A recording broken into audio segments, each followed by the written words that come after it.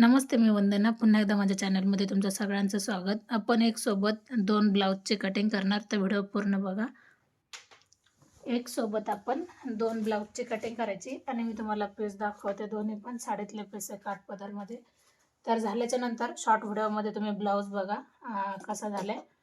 तर आपण paper pattern काढून ठेवलेले, त्याच्यानुसारच आपण कटिंग कशी केली पाहिजे मी तुम्हाला दाखवते. तर सगळ्यात अगोदर आपण उंची जेवढी लागते तेवढी घ्यायची. कस्टमरची उंची आवडीनुसार घेतली. शिवून लागते ब्लाऊज 14 इंचाचा, तर आपण 15 इंचावर एक मार्किंग केले. तीच लाईन आपण सरळ आखून घ्यायची. आता कंबर आहे कस्टमरचं 32चा चौथा भाग येतो 8 इंच. 8 इंचावर एक पॉईंट दिला. 1 इंच आपला टक्ससाठी जातो आणि 1.5 इंच आपली शिलाई मार्जिंग राहून जाते. बघू शकता 2 ब्लाऊज आहे. 1 मीटर आपण अस्तर घेतले.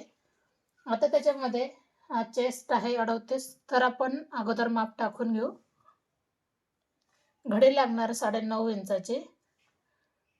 9.5 मध्ये आपण 2 इंच हे शिलाई मार्जिन ठेवणार. अशा पद्धतीने हे माप सगळे अगोदर काढून घ्यायचे. पेपर पॅटर्न जर असेल तर साईज कोणती पण असू द्या, अशा पद्धतीने जर काढले तर आपल्या नक्कीच लक्षात येऊन जातं.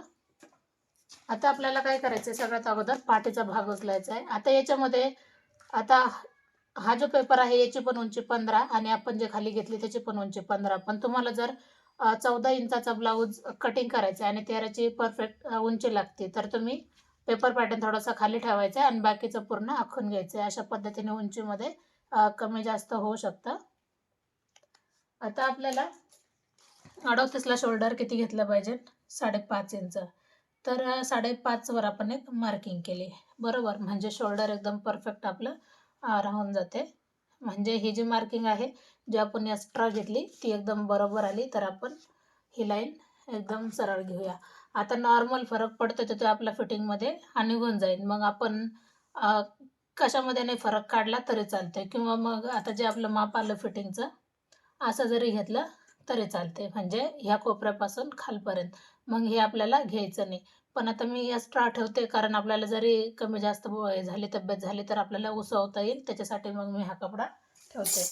आता आपण ॲडजस्ट कसं करायचं, हा भाग आता ह्या साईडने गळा आला, ह्या साईडने आपल्याला कटोरीचा पॅटर्न आला, तर तिकडची बाजू आपल्याला पूर्ण घ्यायची, कारण मी हे माप पूर्ण घेणार.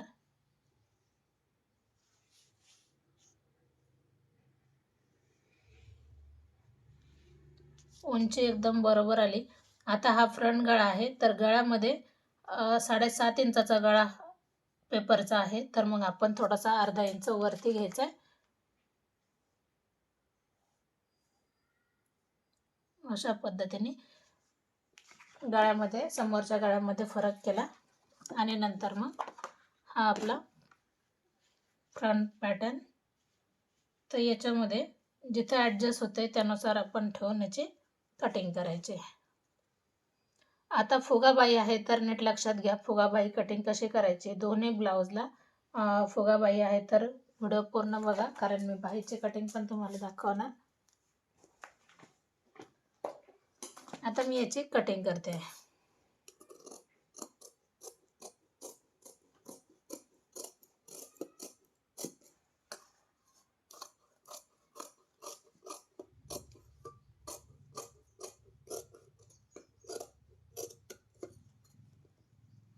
हा आपला समोरचा भाग निघाला. गळा आपल्याला 2.25 इंचाचा टाकायचा आहे. उंची तुम्ही गळ्याची आवडीनुसार घेऊ शकता. आता मला डिझाईनचा गळा करायचा आहे, तर मग मी नंतरच कटिंग करते.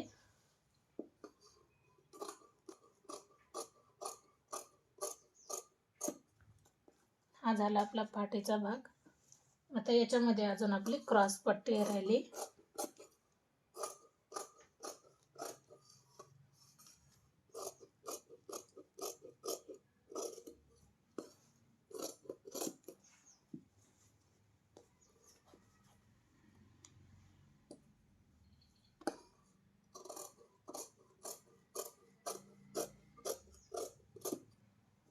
आता आपण क्रॉस पट्टी कटिंग करू. क्रॉस पट्टी जशी आहे तशीच आपल्याला ठेवायची, कारण आपण उंचीमध्ये काहीच बदल नाही केला. थोडंसं वरती घेऊ, कारण आपल्याला बाही पण घ्यायची अजून, किंवा मग चेक जरी केलं आपल्याला उंचीनुसार बाही किती लागते तरी पण लक्षात येऊन जातं. 13 इंच भरपूर आहे.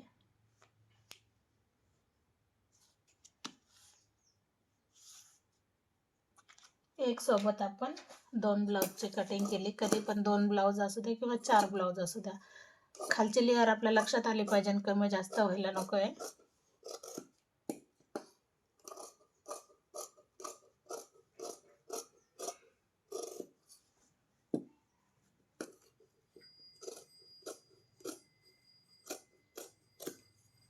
अशा पद्धतीने आपली क्रॉस पट्टी पण तयार झाली.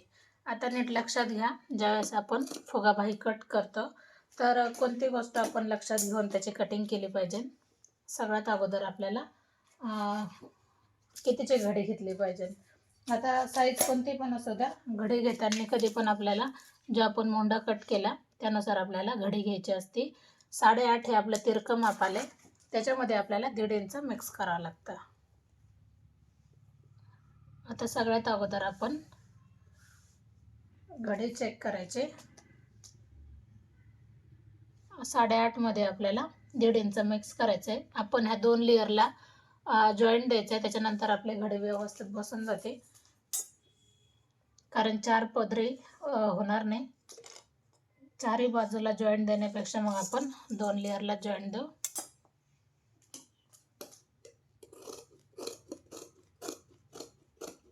एकसारखं अगोदर करून घेतले. आता ही जी 8.5ची घडी आली तिला आपण एक सरळ लाईन आखून घेऊ. आता बाही किती आहे त्यानुसार आपल्याला बाही घ्यायची. बाही आहे कस्टमरची 10 इंच, तर आपण 11 वर एक मार्किंग करायचे, म्हणजे शोन 10 इंचावर बाही एकदम परफेक्ट होऊन जाते. आता त्याच्यानंतर कोणती गोष्ट लक्षात घ्यायची, समोरच्या बाजूने आपण 3 इंच घेतले. आता हे पुढचं आपलं 1.5 इंचाचं मार्जिन आहे, एकदम परफेक्ट. आता आपल्याला दंडघेर घ्यायचा. दंडघेर 5.5 इंच, त्याच्यामध्ये 2 इंच आपण लूजिंग ठेवायची. जसं आपण नॉर्मल पद्धतीने बाही कटिंग करतो त्यानुसार आपण हे सगळे माप टाकून घेतले आणि याला आकार पण देऊन घ्यायचा आहे. आता आपलं आलं फुगाबाई कशी बनवायची. तर जॉईंट जरी दिला तरी काहीच अडचण नाही. आपल्याला फुगा किती पाहिजे त्याच्यानुसार, तर आपण 3 इंच वरती घ्यायचे. 3 इंच वरती घेतल्याच्या नंतर ही लाईन याला आखून घ्यायची. याचा आपण निम्म करूया, म्हणजे ही लाईन इथपर्यंत आली. आता आपल्याला काय करायचं आहे, आकार देताना थोडासा वरून अशा पद्धतीने आपल्याला फुगाबाई कट करायची. आता कटिंग करताना आपल्याला ही साईड कट नाही करायची, आपल्याला वरून कट करायची. पण आपण अगोदर पूर्ण बाही अगोदर कट केली आणि फुगाबाई ज्यावेळेस आपण स्टिच करतो त्यावेळेस कुठपासून फुगा आपल्याला घ्यायचा आहे या गोष्टी पण जाणून घ्यायच्यात. बघू शकतात. तुम्हाला जास्त उंच लागत असेल तर तुम्ही 4 इंच 5 इंच पण घेऊ शकतात, आणि नॉर्मल जर लागत असेल तर नॉर्मल पद्धतीने पण तुम्ही घेऊ शकतात. आता आपण जी ही लाईन आखून घेतलेली अगोदर तिथपासून आपल्याला फुगा घ्यायचा आहे, आणि जॉईंट आपला इथपासून पुढं आला तर मग फुग्याला काहीच अडचण येणार नाही. ज्यावेळेस आपण बाही खोलतो त्यावेळेस अशा पद्धतीने दिसते. हे जे 2 टच केलेत आपण इथपासून चोन द्यायचे इथपर्यंत, आणि नंतर मग आपल्याला उलटी आणि सुईची 2 बाजूने आपल्याला चोन द्यायची. अशा पद्धतीने ही पूर्ण बाही आपली कटिंग झाली. व्हिडिओ आवडला तर नक्की लाईक करा, शेअर करा, सबस्क्राईब करायला विसरू नका. पुन्हा भेटू नवीन चांगल्या व्हिडिओमध्ये. तोपर्यंत नमस्ते.